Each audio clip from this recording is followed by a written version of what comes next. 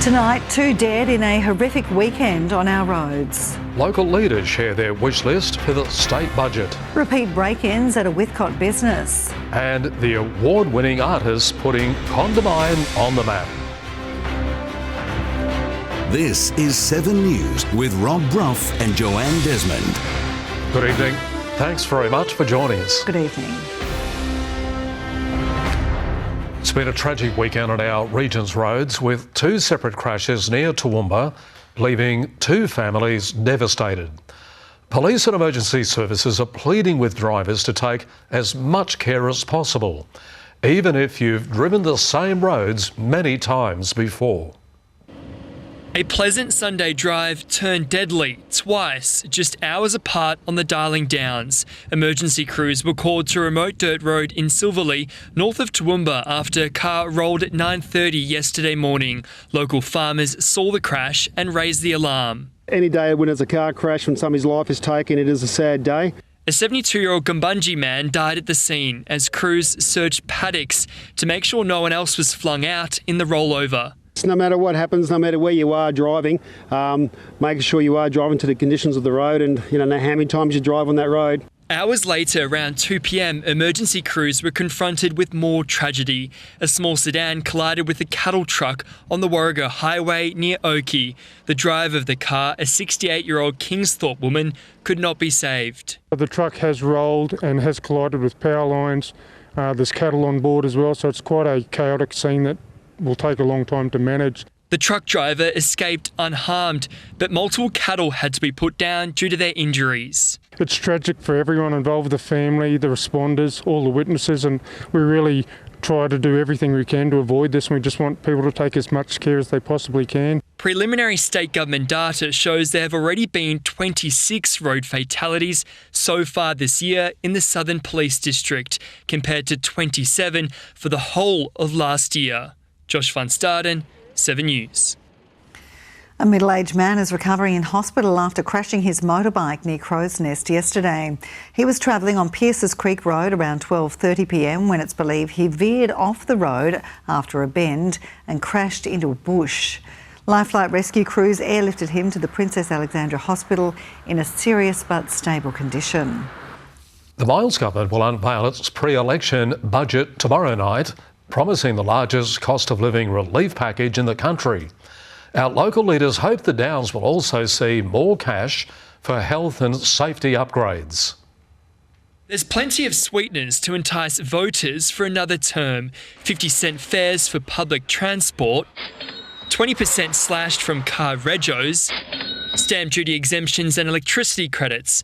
But our region's leaders don't want to be forgotten. Any measures that will reduce the cost of living is welcomed, very much so, for all of our residents. Toowoomba Regional Council still has one big ask since the federal budget: to contribute to the $270 million upgrade to Crestbrook Dam, which it's required to do next year. Otherwise, debt could increase. We're not expecting anything as a line item. Council still needs to send a business case, which is weeks away. A budget review later in the year may then be its saving grace. Funding is very much looking forward to coming our way. Shadow Treasurer and Toowoomba South MP David Janetsky echoed calls for more specialist hospital staff. I'd love to see some safety upgrades at local schools like Darling Heights State School and Glenvale State School. Josh van Staden, 7 News.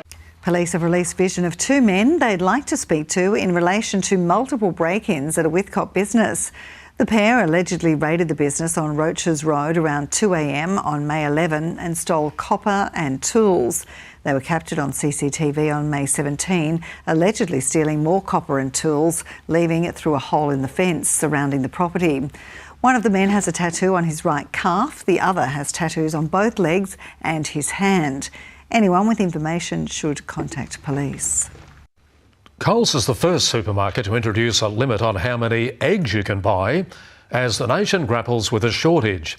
It's been prompted by an outbreak of bird flu, which saw thousands of chickens euthanised.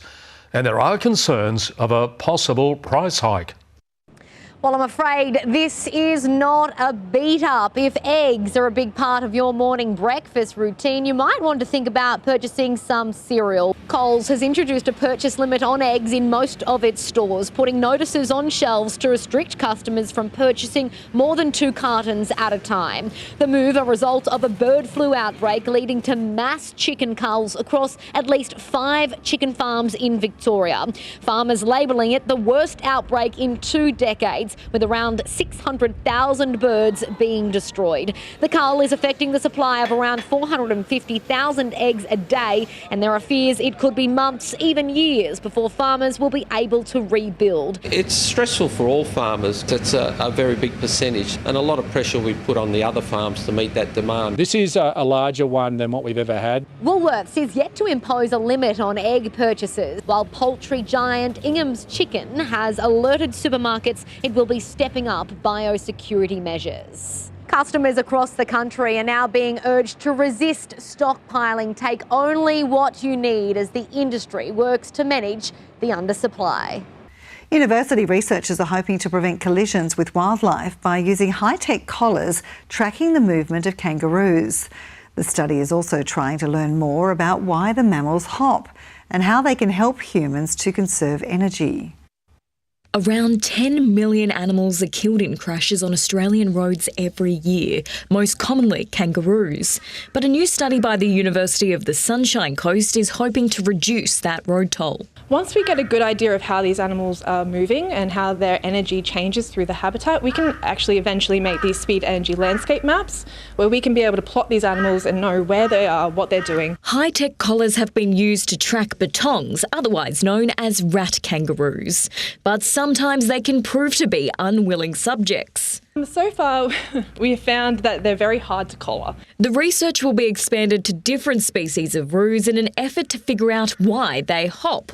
And we suspect that's something to do with the Australian landscape. They actually become energetically neutral as they increase speed. Our iconic Australian mammal could also hold the key to helping humans conserve energy. We can build an exoskeleton that reduces the cost of walking or moving in humans by taking inspiration from what we see in the locomotion of kangaroos, then we've gone a long way. Tiani Reid, 7 News. 2 award-winning artists are creating a new mural in Condamine, capturing the essence of agriculture.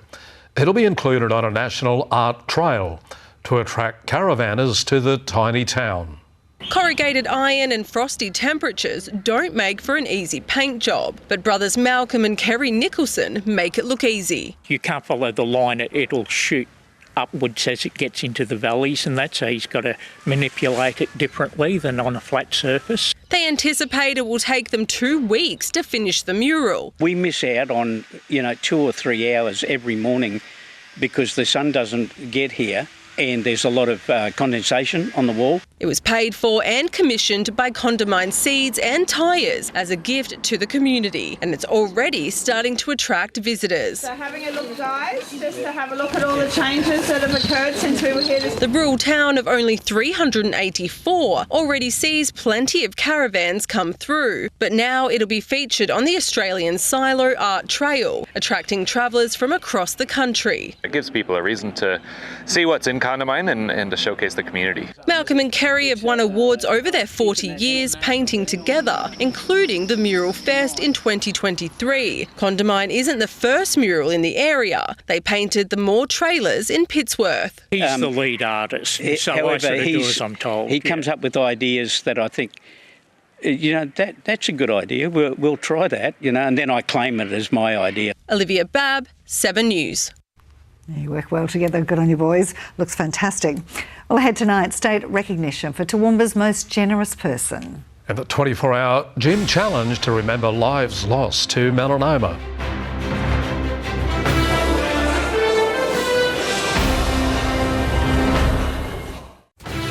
Toowoomba turns to 7 News to keep up to date on local issues, and we want you to be a part of it. If there's something happening in your street, your suburb, we want to know about it. Send us a message or drop us an email. Thanks for joining us here on 7. Toowoomba's Clive Berghofer has been awarded Queensland's Community Philanthropist of the Year. The former mayor and semi-retired property developer is well known for his generosity. To date, he's donated more than $100 million to charitable causes. 7 of Queensland's leading individual and corporate philanthropists were named at this year's awards in Brisbane. Berghofer's group of companies still remains 100% locally owned. A group of Toowoomba athletes are no doubt feeling a little sore today after a gruelling 24-hour endurance test over the weekend. 5 teams notched 100 kilometres each of rowing and running at a local gym, raising funds and awareness for melanoma. This isn't your typical gym session. The sweat is not to achieve a beach bod, but to remember how harsh summer can be. 25 Toowoomba locals competed in an endurance test at the weekend to raise money and awareness for the Melanoma Institute of Australia. I think there's not many people that you'll meet that haven't been touched by melanoma. It's dubbed Project 100, each team of 5 completing a 100-kilometre row and then 100 kilometres of running, all within 24 hours. Working out to be about 20 kilometres of distance per exercise per participant today. It was organised by Rhiannon Stone, who lost her friend Gillian Bright to melanoma last year. I have lost someone that was really dear to my heart. She was like a second mother to me, was the person that got me into sport, would drive me to sport. Australia has the highest melanoma rates in the world, and Queensland having the highest rates in the country. You just look at that end light, but you think about why you're doing it. So far, they've raised more than $17,000. Josh van Staden, 7 News. Well, many 90-year-olds would say eating healthy and drinking lots of water is the secret to feeling young. But Bruce McDonald has a different approach. He started making model aircraft 65 years ago, and he doesn't plan on slowing down anytime soon. Bruce McDonald spends more time in his garage than he does inside the house. 4 or 5 hours in the morning, have lunch, then I come back out and start work again. At 90 years old, he says making model aircraft is his secret to feeling young. I'd almost say that I'd be the only 90-year-old still flying helicopters in Queensland. Bruce picked up the hobby in the late 60s and has put together hundreds of models since. I like playing with the helicopters. They're my passion at the moment. Once the parts are delivered, it takes several weeks to build the tiny aircraft. But then it's time for the fun part. Then you've got to test flying them. That's the hardest part. First flight, getting them off the ground. He meets up with other members of Bundaberg Aero Modellers to fly them around the region. Like everything, what goes up must come down. I've crashed quite a few. And Bruce says he still has plenty more models to conquer. As long as I'm able. Be a few years yet. Savannah Burke, 7 News. Well, Bruce certainly seems to have the right idea. Keep busy. He's doing a great job as well, Joe. Heading out to get a model plane kit as soon as we're done. All righty, good on you, Bruce. Well done, mate. Now, big day for Will Brown, Nathan, today. It was indeed, Brough. The 25-year-old from Toowoomba made his NASCAR Cup Series debut, but encountered a few problems. We'll have more on that next. And the Clydesdales keep on scoring in the Q Cup, but they can't bring home the all-important 2 points against the PNG Hunters.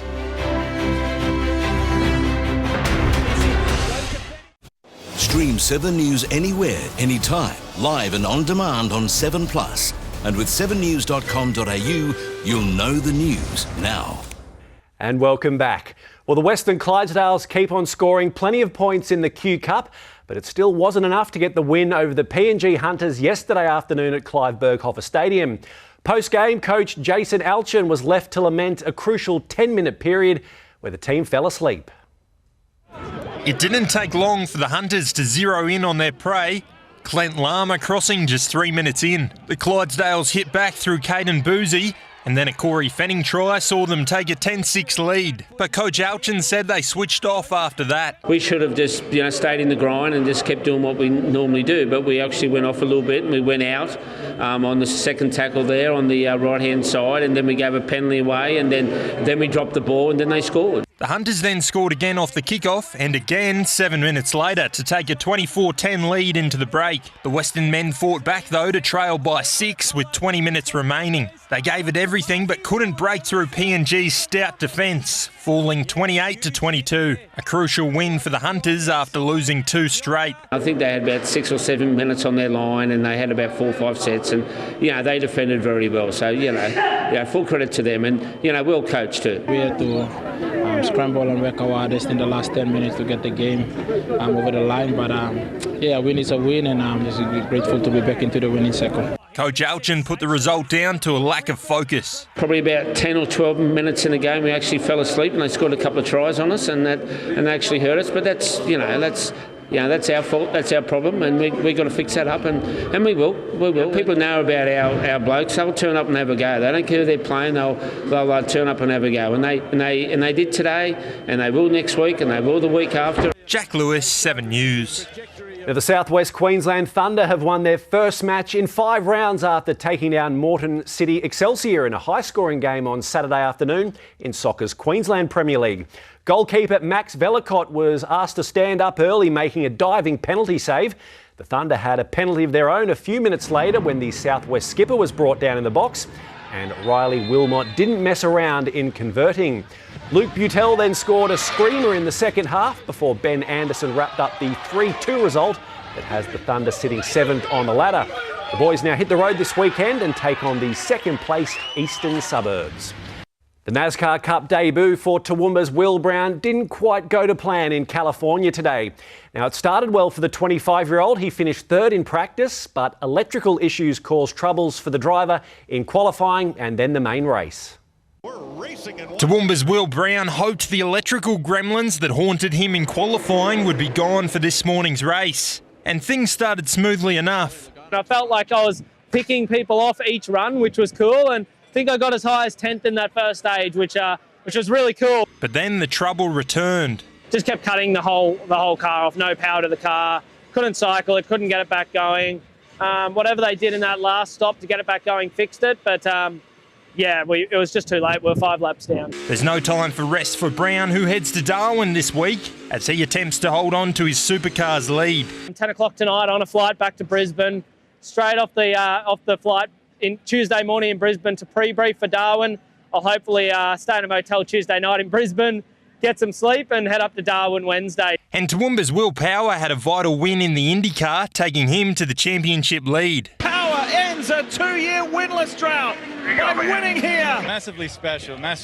We've worked so hard to try get wins and I worked really hard in the off-season. Jack Lewis, 7 News. And there we go, Brough and Joe, that's it for sport this Monday night. Thanks very much, guys. Thank you, Nath. And stay with us after the break. Livio joins us and he'll have all the weather details for us.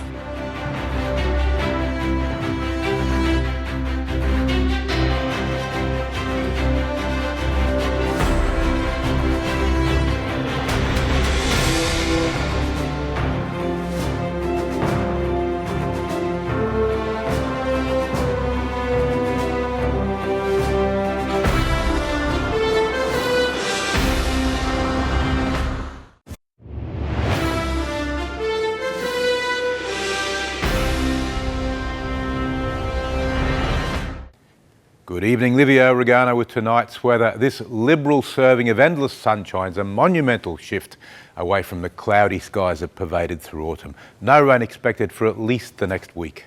Of course, the price for clear winter skies is colder nights. Cloud acts like a blanket during the dark hours, and without it, our minimum temps drop like a lead balloon. 1 below freezing this morning in Warwick and 0 at Kingaroy. To the satellite loop, we can see firstly there's no clouds to talk about. Even the frontal cloud left over is so well and truly out to sea from the Cairns coast that it would take days to sail there with a boat.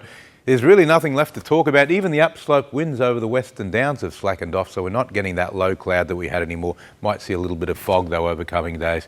Today's chart, you can see the high pressure ridge is pretty much permanently lifted up to land latitudes.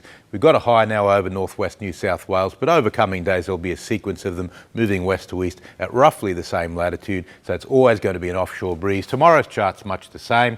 Southwesterlies persisting, dry as a chip, clear skies statewide as long as this pattern remains. Now the latest from Bomb, Darling Downs and Granite Belt forecast a sunny day, some morning fog and frost again. Dalby 20 degrees, Goondiwindi 19, Toowoomba 18, Stanthorpe 0 to 17. For the southeast coast, sunny, a bit of fog in the Lockyer Valley. Gatton 23 degrees, Ipswich and Brisbane also 23. Looking ahead for Toowoomba, no rain in sight for the next 7 days, and I doubt we'll even see much cloud. Clear skies will of course increase temperature range, so expect chilly nights and warm sunny days. Have a look at Warwick now. It'll be a little bit windy on Wednesday, but as you can see, it's all sunshine for the next 7 days, apart from a puff of cloud on Friday. Big temperature swings, and Dalby's the same. Expect no rain, and of course, cold nights down to 1 degree Sunday morning and Monday morning. First question of the season. On winter mornings, why does it keep getting colder even after sunrise? At night, the Earth's heat escapes quickly into space, and if there were no sun the next day, the ground would just cool down forever and ever. Even at daybreak, the temperature's still falling because most of the sun's energy is used up evaporating the frost and dew, leaving nothing in the tank to replenish the escaping heat. As the sun gets higher and stronger, the tug of war between incoming and outgoing heat eventually balances, the minimum temperature is reached, and the ground starts warming up again. Hope that clears up that conundrum. Have a nice evening, folks. Now it's back to the team. Yeah, wonderful, Liv. Good on you, mate. Thanks very much for your company, and we'll see you tomorrow night. And just a reminder, you can watch a replay of our news on the 7plus app or catch up on our page, 7news.com.au. And from all of us here, enjoy your evening. Good night. Good night.